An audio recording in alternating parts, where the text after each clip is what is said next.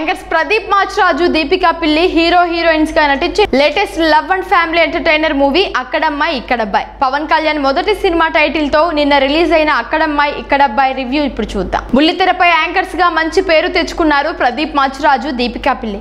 30 రోజులు ప్రేమించడం ఎలా సినిమాతో హీరోగా మారిన ప్రదీప్ మాచిరాజు కథానాయకుడిగా నటించిన రెండో సినిమానే అక్కడమ్మాయి ఇక్కడబ్బాయి.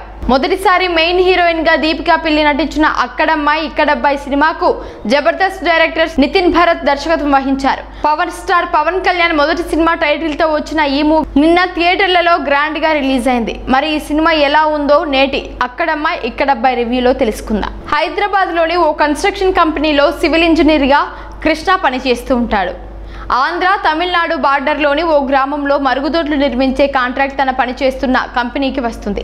దాంతో తన డ్రైవర్తో కలిసి కృష్ణ ఆ ఊరికి వెళ్తాడు. అయితే ఆ ఊరికి కొన్ని కట్టుబాట్లు ఉంటాయి. వాటిని బట్టి ఆ ఊరిలోకి కొత్త వాళ్ళను రానివ్వరు. కానీ ప్రభుత్వ పని కావడంతో కొన్ని నిబంధనల మేరకు వారిని లోపలికి రాణిస్తారు. నిజానికి ఆ ఊరిలో 60 మంది కుర్రాళ్ళు పెళ్లి చేసుకోవడానికి ఏకైక అమ్మాయి రాజా అంటే దీపికా పిల్లి ఉంటుంది. రాజాను గ్రామానికి అదృష్ట దేవతగా భావిస్తారు. ఆ 60 మంది కుర్రాళ్లలో ఎవరో ఒకరిని రాజా వివాహం చేసుకోవాలని, ఆ పెళ్లి చేసుకున్న వ్యక్తిని ప్రెసిడెంట్ గా చేయాలని ఊరంతా ముందే ఫిక్స్ అవుతారు. ఇలాంటి సమయంలో రాజా కృష్ణ మధ్య ప్రేమ ఎలా చిగురించింది, వారి ప్రేమ గురించి తెలిసిన ఊరి వాళ్ళు రియాక్షన్ ఏంటి, కృష్ణ రాజా ఒకటయ్యారా అనే తెలియాలంటే ఈ సినిమాను చూడాల్సిందే. ప్రదీప్ హీరోగా, దీపికా హీరోయిన్ గా జబర్దస్త్ డైరెక్టర్స్ దర్శకత్వం, అది కూడా పవన్ కళ్యాణ్ సినిమా టైటిల్ తో మూవీ అనేసరికి అక్కడమ్మాయి ఇక్కడబ్బాయిపై ఆసక్తి నెలకొంది. ఇక సినిమా అంతా తమిళనాడు ఆంధ్ర సరిహద్దుల్లో పుట్టిన ఏకైక అమ్మాయి రాజా చుట్టూ తిరుగుతుంది.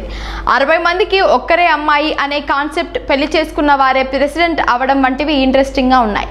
మూవీ ప్రారంభం నుంచే ఫన్ తో సాగుతుంది. ఇక సివిల్ ఇంజనీర్ కృష్ణ రావడంతో కథ మలుపు తిరుగుతుంది.